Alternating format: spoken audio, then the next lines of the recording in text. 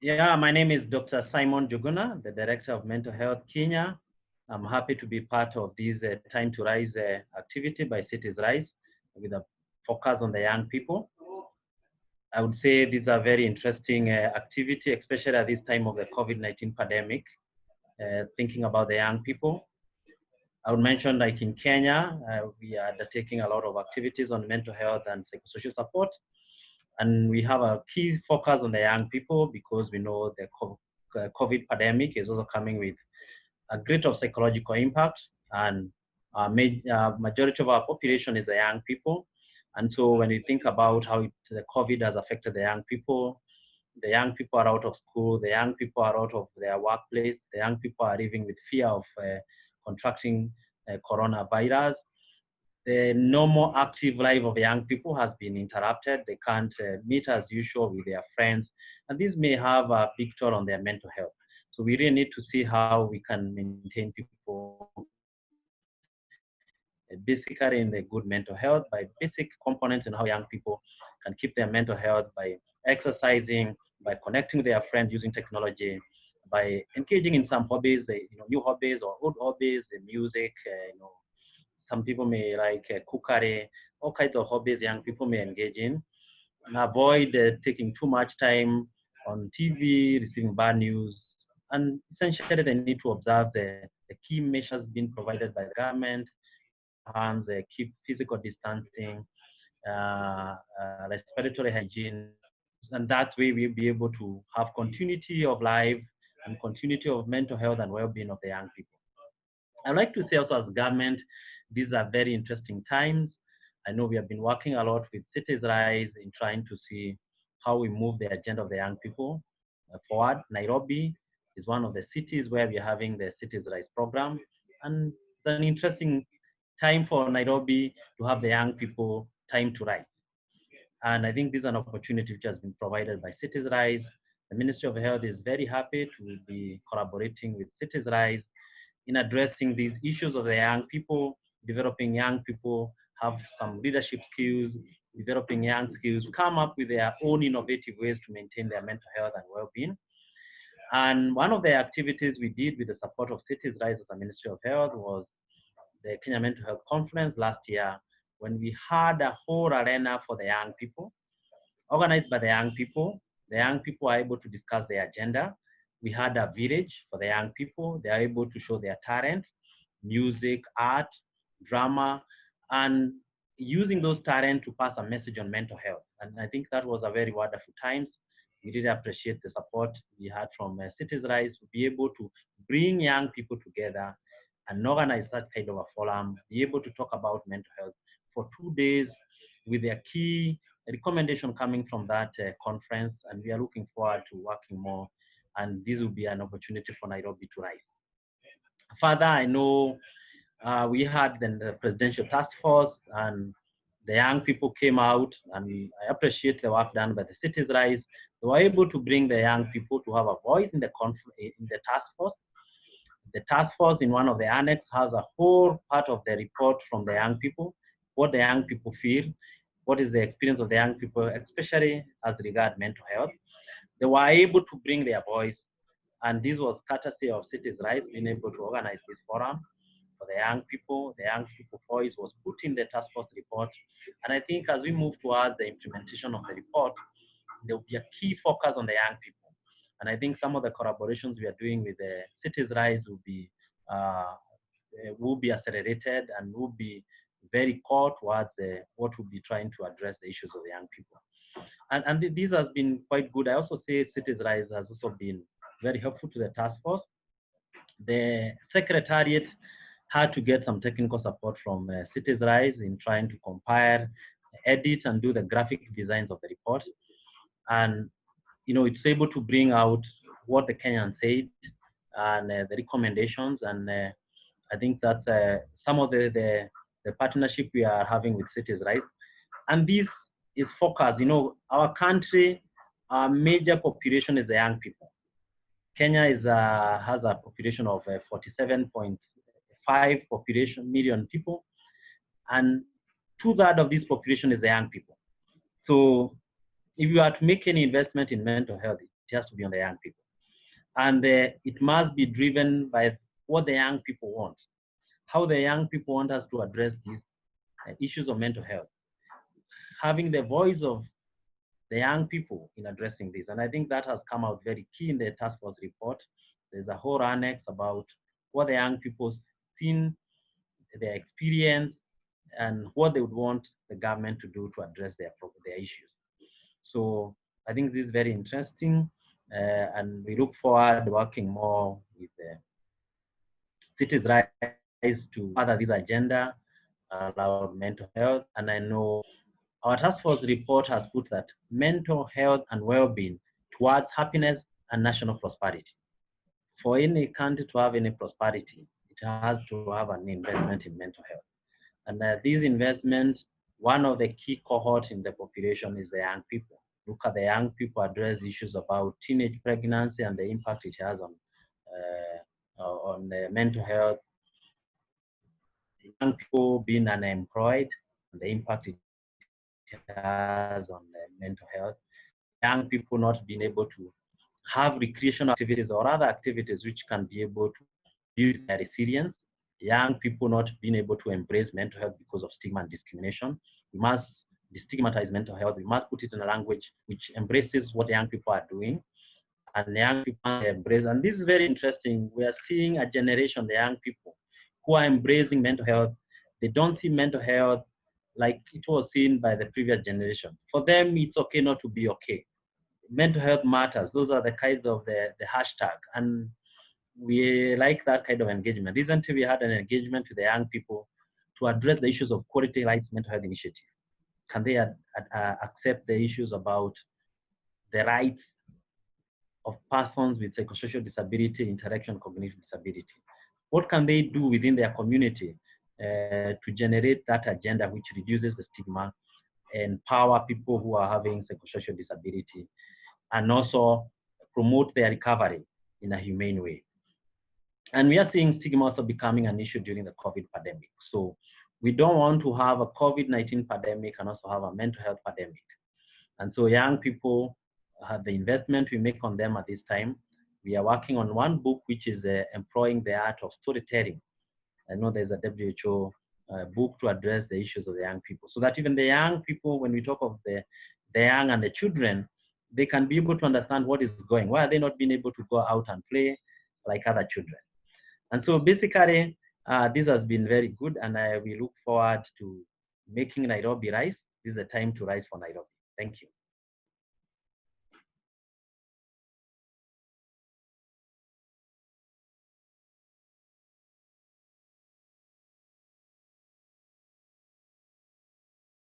Hi, good morning or good afternoon or good evening whenever you're watching this. My name is Jay Schenirer. I am a city council member in the city of Sacramento, and I'm here with Bina Lefkovitz, who is president of the County Board of Education.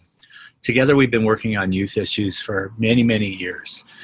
We want to make Sacramento a youth-friendly city, and that means mental health youth-friendly as well. So I'm going to talk a little bit about policy, and Bina's going to talk a little bit about program and practice.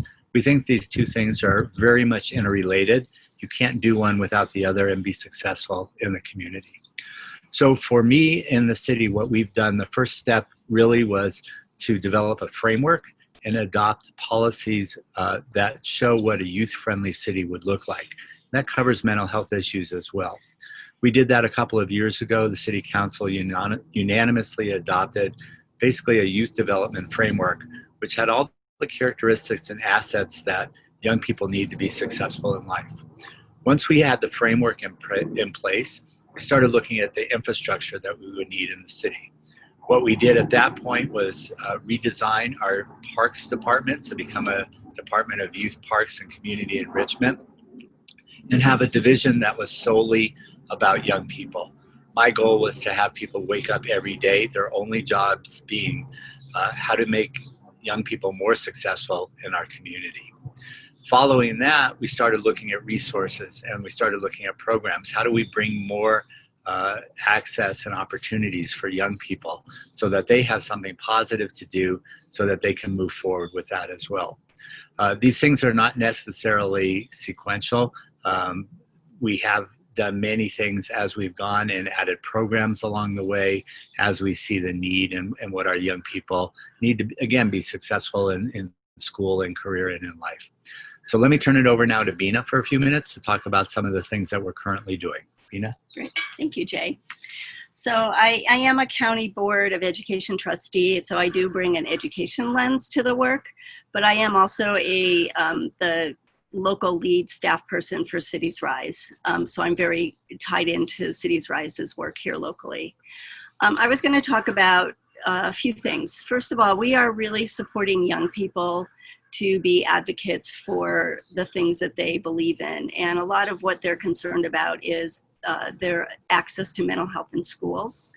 And so we've been equipping young people through trainings and skill building in order for them to be confident and prepared to go speak with policymakers. So in addition to training them, we've helped them connect to a variety of county boards, county mental health boards, and elected officials like Jay and some of the county elected officials and the school board officials, so that they could be advocating for their positions. And we call those meetings listening sessions, and we ask the adults to listen intently and not override the young people, and to really hear our young people out. Sorry about the airplane. This is not a fake background. This is the real thing. So, okay, go ahead. The other thing we're doing is we learned from a recent survey that 65%, citiesRISE survey, that 65% of our young people would prefer to talk to their peers if they're having struggles around mental health.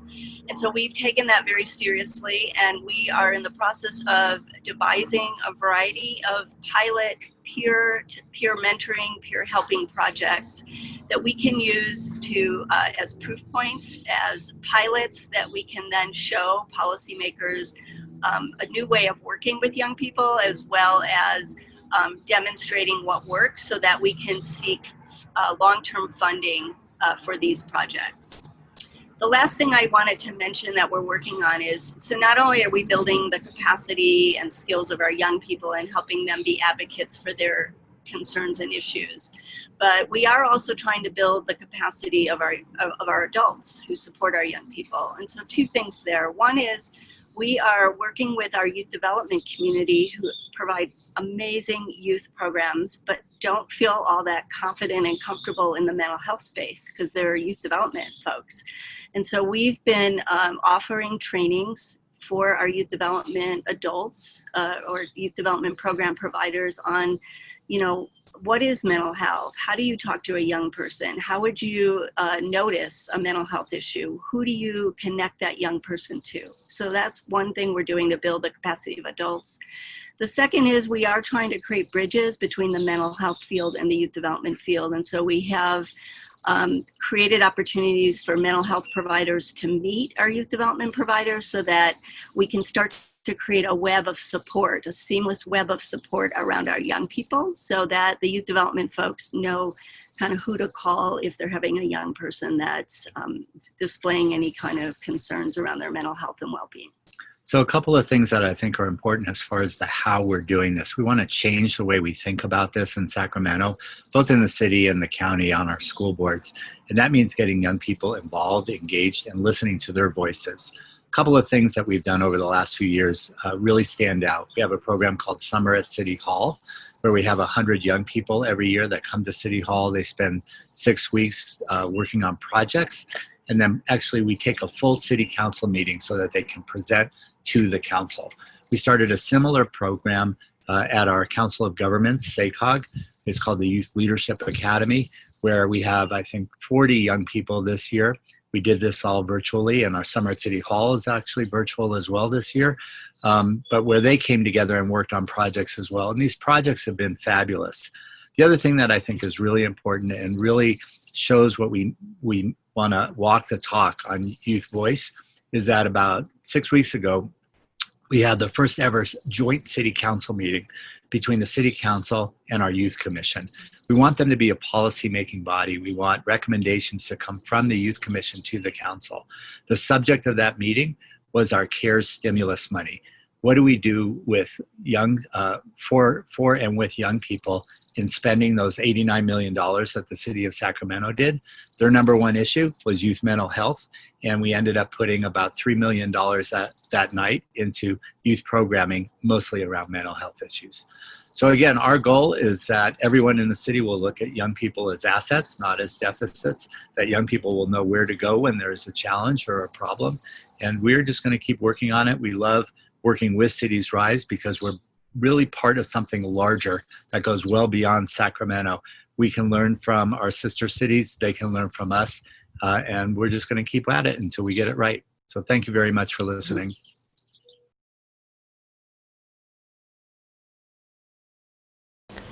Good afternoon. My name is Sriram. I lead the NalandaWay Foundation, a non-profit based in Chennai, southern India. Today I'm going to tell you 3 stories. The first story happened many years ago. It was in a village called Kaveri Pattinam, again south of India. I had gone there to study the incidence of child labor, which was prevalent at that point in time in that village and in the neighboring districts. While we were trying to meet the children who had been rescued from child labor, I met this boy and his elder sister. I wanted to know what was their background, what kind of difficulties they faced. The girl was expressive, talking about how she and her brother had to go through ordeals. They had to work 12 to 15 hours every day. They made jute mats with their nimble fingers. I could see the girl getting emotional when she spoke to me. All through that entire narration, while the girl was making, the boy stood silent. He was stoic. He looked direct towards me, but he didn't speak a word. I asked him, why wasn't he speaking? He didn't say a word. I further probed him, the typical conversations that adults make to children. What do you want to become? He said, I want to be a police officer. I said, very good. Why do you want to be a police officer? He said, I want to be a police officer and then kill my father. That really shook me. I wanted to understand why he wanted to do that. The boy still again remained quiet. The girl said her father was an alcoholic. Every time he wanted money, he would come and terrorize the entire family for money. On one of those nights he had come, the mother wasn't there. He takes the boy towards a panchayat union, which is a community well. He ties the rope around the boy's waist and throws the boy inside the well. The boy was perhaps just 6 or 7 then. He's wailing, he's shouting, he's screaming for help, and the mother keeps running towards him and says, please leave the boy. The father wanted money for alcohol and threatened to leave the rope if he wasn't offered the money. And now I can understand the pain that the child was going through. The second story. NalandaWay sets up art labs for children and young people to learn the arts. So we teach music, filmmaking, theatre, dance, all of that. So we have one studio in Thiruvanmiyur, in Chennai again, where we teach music. 2 boys, Ajay and Muthu. I still remember their faces so well. They were very interested in music. And because of music and also the training in social and emotional skills, they start performing well in academics too. Our music teacher was so excited to look at their progress. And suddenly, out of nowhere, they stopped coming to school and to the art lab too. We didn't know where they were. We couldn't track them at all. After many months, my music teacher suddenly finds them on the street, completely wasted and stoned. They become addicts to ganja. There are millions of children today and young people who go through so much stress, anxiety, and all of this is also contributed by the disadvantage and poverty that they're coming from. But all of this is also fueling their depression, fueling their anxiety. They're resorting to drugs. They're resorting to violence. They're resorting to very, very unprotected sexual behavior. To combat this huge problem, it's important for them to understand and build the skills for emotional resilience. They need to have a better understanding of how to regulate their emotions, to become self-confident, to feel interested in education and to be motivated to study and to believe that their life can be better than their current situation. NalandaWay, in partnership with citiesRISE, is working on a program called the Project Hope to build and promote positive mental health for children from the ages of 5 right up to age 14. The program has been significant and the outcomes have been spectacular, to say the least. The problems are many, but what it all requires is few determined solutions. The third story, Anjali. Anjali is part of our Chennai Children's Choir, a music choir formed for children from the most disadvantaged sections from the Chennai city. Anjali is also a child on the autistic spectrum. When she joined the choir, for more than 6 months, she wouldn't even talk to other children, leave alone learning a song. But we didn't give up. We continued teaching the music classes. She continued to turn up for these classes very, very disciplinedly. But besides the music, we also taught her persistence. We also taught her how to work with her emotions. Our special educators worked with her for that. After 1 year, she started singing. I still remember there was a concert in one of the very leading hotels in Chennai. All of the group of children on the stage. I still remember Anjali's mother sitting on the front row of the seats. Anjali was standing in the middle. Everybody was singing. And I could see Anjali looking at her mother, and between every song, she would reach out to her mother and say, "Mummy, look at me. Mummy, look at me."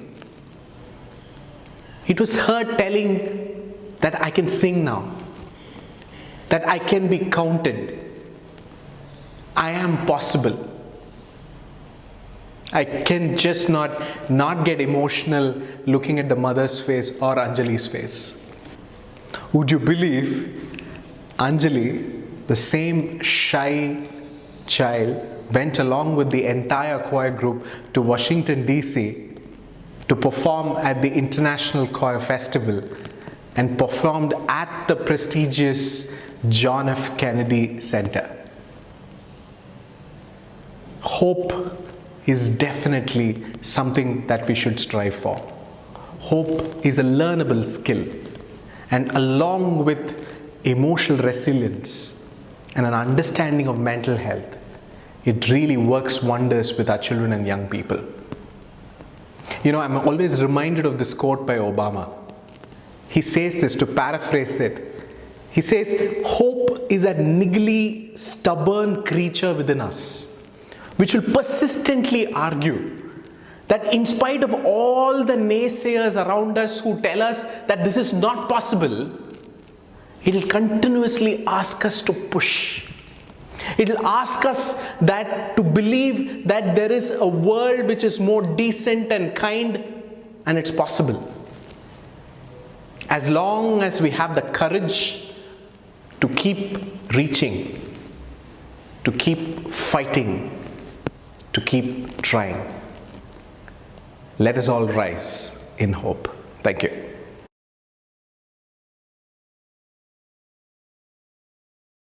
Hello, my name is Britt Wray, and I'm a science writer working on a book about the mental health impacts of the climate crisis called Generation Dread.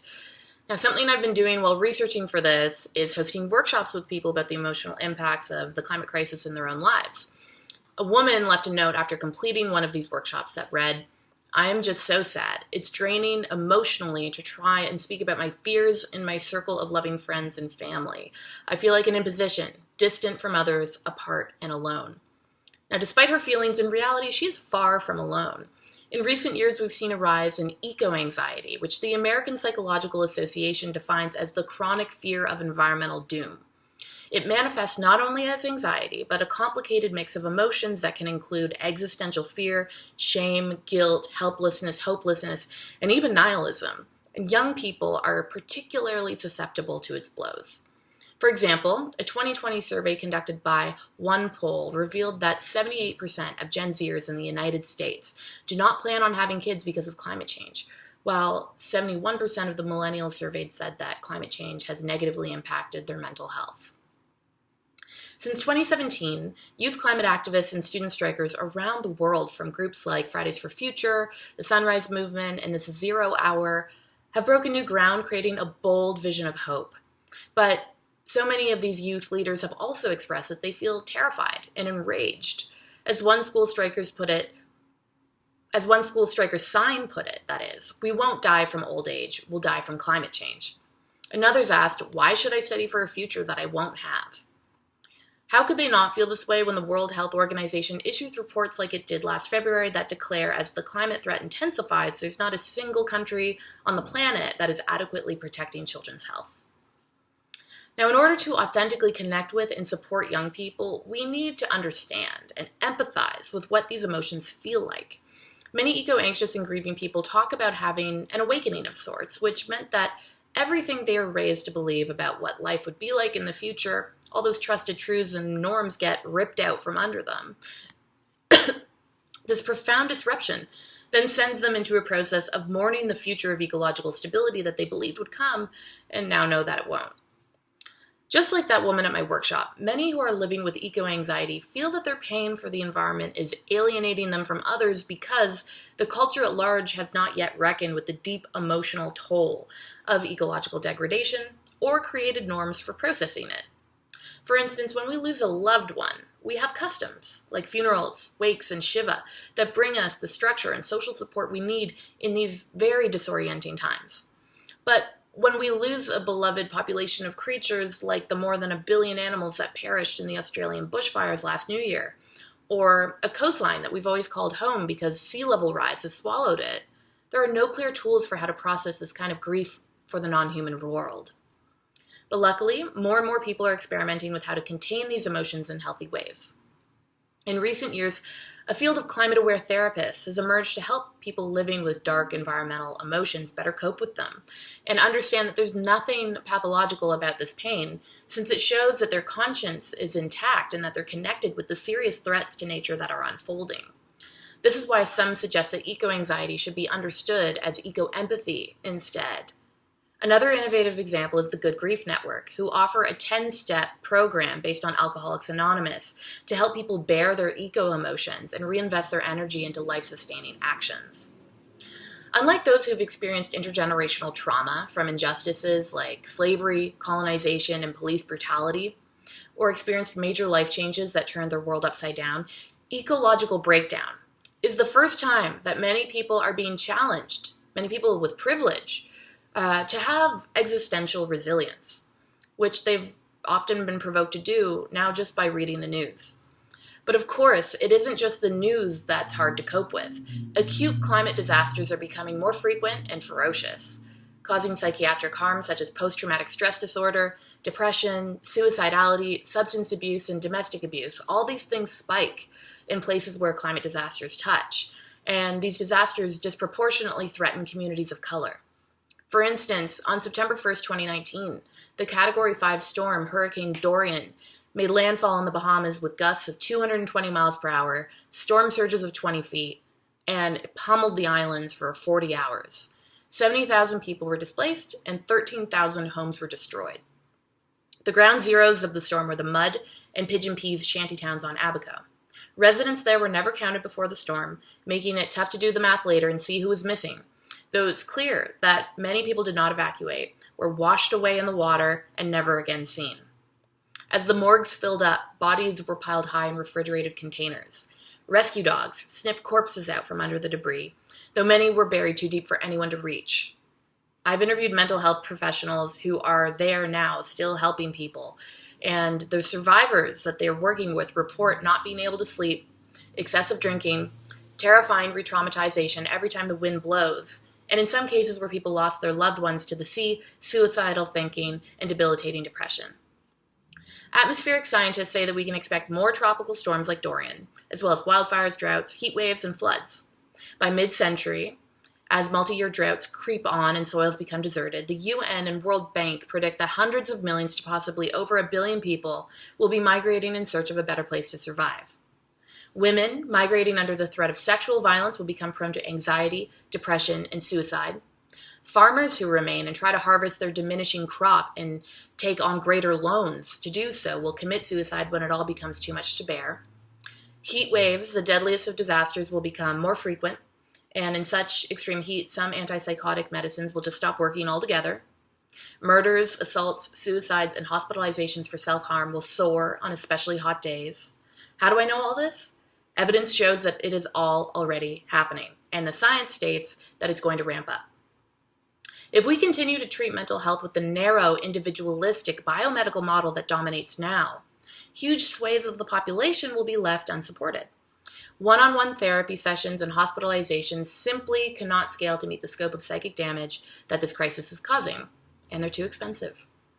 If instead we shift the bulk of responsibility for mental health care from the biomedical model to the wider social environment, the future will look much brighter. In some low and middle income countries, mental health professionals are training lay people on the ground to provide psychological counseling services to residents in their community, even though they don't have any prior psychological expertise. In several randomized control trials, these lay counselors have successfully helped people recover from issues like anxiety and depression, sometimes even more effectively than primary healthcare providers. That's just one of many emerging solutions that rely on strengthening the social ties in our communities. Now, we all need to start thinking of ourselves as prospective survivors of the kinds of calamities that I've described, and let ourselves be shaken to the core by what is happening. Most of us appreciate this crisis intellectually. We don't refute that it's happening, but we keep a safe enough distance through various forms of soft denial that it never stirs our existential fears. But these anxieties are now rising in society that young people are so tuned into, and for very good reason. Crucially, they draw our attention to genuine threats that we can still intervene in. We can't only think about this. We also need to feel about this. It's only when we bring thinking and feeling together that we commit to act, steering ourselves through this careening planetary predicament and finding renewal on the other side. Our task is to not let the pain swallow us, but to connect with others over it so that we can process it in healthy ways and come together in our communities to take meaningful action. This increases our sense of connectedness. And as so much epidemiological research has shown through the years, connectedness and its translation into social capital will inevitably protect our mental health, and as it does, will also protect the habitability of the planet. What benefits our mental health will also benefit the environment, and we need to start seeing this crisis through that lens of opportunity. Thank you.